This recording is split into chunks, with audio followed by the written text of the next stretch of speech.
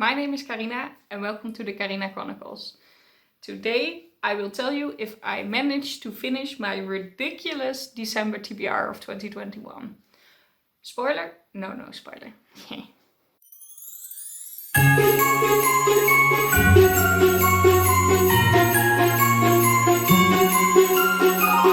Okay, no. I really did not finish my ridiculous TBR. I really didn't expect it. I really hoped it. I did have more time for reading than the other months, but the books were quite thick, so I didn't make it easy on myself. And I also didn't succeed in it, but I'm fine. I read a new favorite this month, which is great. I didn't dislike any of the books I read, which is also great. And I will have more time in January and February because I didn't have holidays this December. So I normally can do a very great reading sprint at the end of the year because I have 2 weeks of holidays, but this year I hadn't.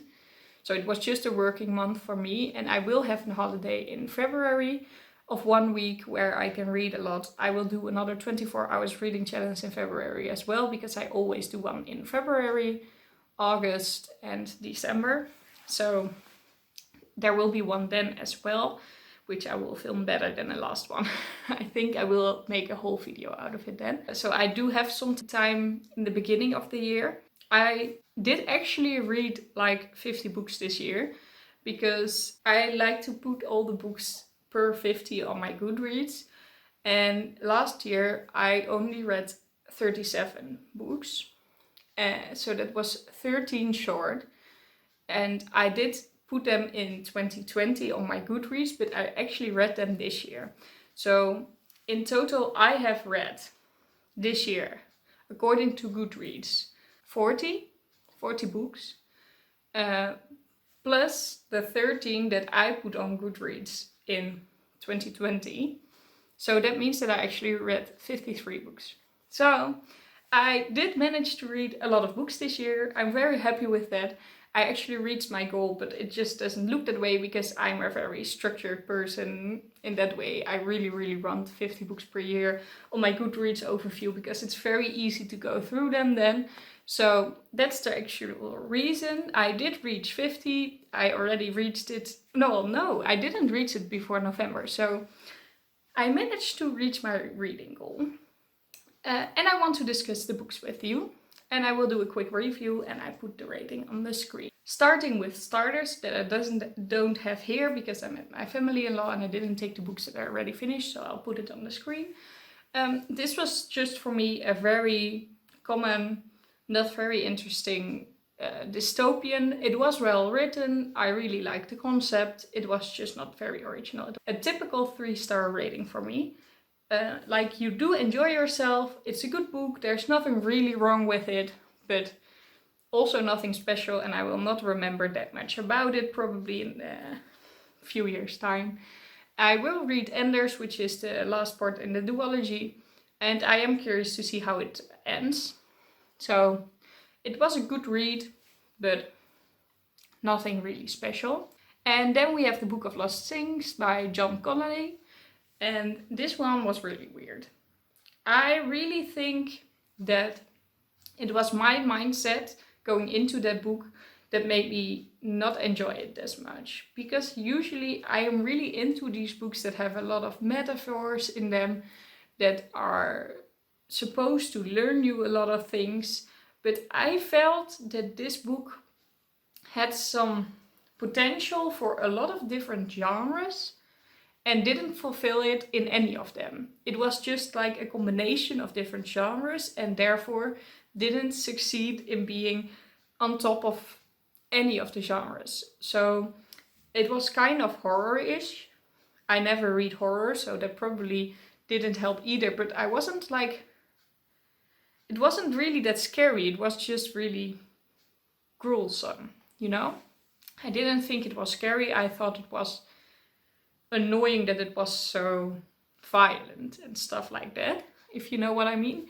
And then you had like this young guy going on an adventure, but for an adventurous book not enough things happened and there was not enough plot, there was not enough goal to go through.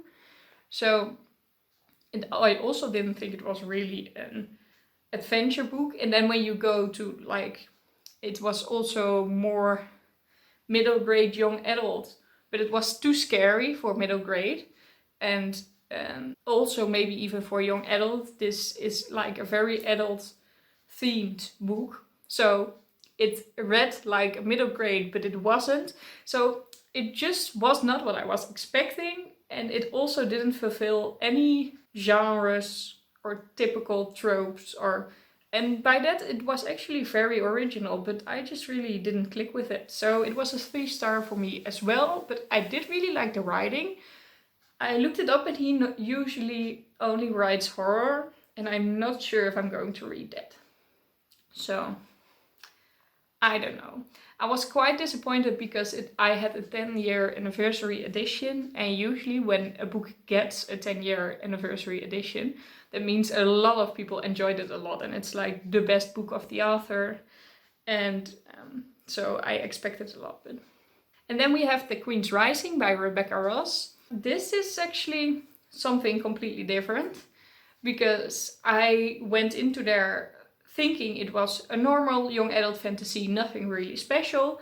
And although that's true, it is a young adult fantasy and you shouldn't suspect like the craziest things. It is one of my new all-time favorites. I really love this book, and it was especially because of the characters. I really, really, really love the characters.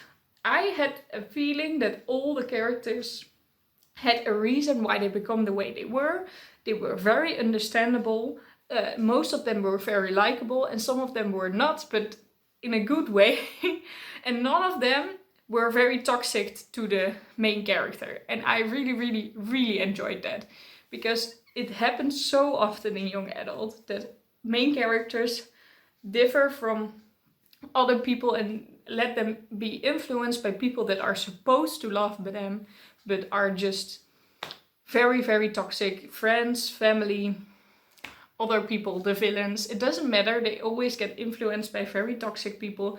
They never are believed in their story. They are always underestimated. And I hate that. I hate that that always happens. And this was just a normal main character that was really likable, in my opinion, that went her own way, that was strong and independent, but also made mistakes, but that she had a great surrounding of a great family and great friends to support her. I mean, this is not a spoiler. In the beginning, she is on a school with people she calls her sisters, but actually they are just kind of her classmates. I really expected, very at the beginning of the book, that there would be a ridiculous rivalry between these girls. That they would all be trying to sabotage each other and their learning processes. I really expected that. But it didn't happen at all. That didn't happen at all. They were just very supportive of each other, and they really helped each other to get where they wanted to be. And already that beginning, that pact of girls, it was just so good. And it doesn't have to do that much with the story, but just that you constantly feel that this person is in a realistic world as well. Because luckily, most people don't have that many toxic people in their life. I was just very happy with this book, and I can't wait to read the second part in the duology, being The Queen's Resistance. Although I think it could have sufficed as a standalone. I'm happy that it has a sequel, but the ending is quite fine. I'm curious to see wherever it goes from here, but this plotline is kind of finished, so that's good. That's good. I think that's really nice that you have kind of a standalone, but if you want to read more, you can read the sequel. And she just came out with another book as well, Rebecca Ross. So, new favorite writer within my favorite writers list. So I will definitely look up these other books. Now we're getting to the difficult part, because I'm actually pre-filming this. I have very, very little time to film around New Year's Eve and everything surrounding that. So I'm actually filming while I do have some time for reading. And I'm reading The Master and Margarita at the moment. And I have almost finished it. So I'm certain I can finish it in December. And I at least want to name it in this wrap-up. Because yeah, I really I need like 50 more pages. I will be able to do that. I am enjoying myself. I can't really put my finger on there why, because there's not really a plot. The characters are very annoying, but it's just enjoyable written. It's kind of funny, confusing, and it keeps you busy. I don't know, but I'm definitely not sure why people think this is their favorite book of all time. I also have a list of an old teacher of mine with 100 favorite books of his, and I try to read them all in my lifetime. And this one is on there, but it gets me confused because the other books he has on there that I have read were also favorites of mine, and this one, not sure. It is going through to a 4-star rating, maybe. Oh, by the way, The Queen's Rising was 5-star rating, but I think you could hear that. This is going to a 4-star rating because I just rate books at the level of my enjoyment, and I'm actually really enjoying myself. I just can't really describe why. So, but maybe if the ending is very unsatisfying, it will be a 3-star rating. I don't know yet. So, that is that. So, very weird, another part missing. I'm just doing a thingy. In the video, the footage that is missing, I talked about Slaughterhouse 5. I think I can finish that one in December as well, although I didn't even start it yet. It's 190 pages and it's also a Dutch translation, so I will fly through that one. But I will mention it in my wrap-up of January anyway, because I haven't started it yet. That was everything. I am sorry that footage is getting lost.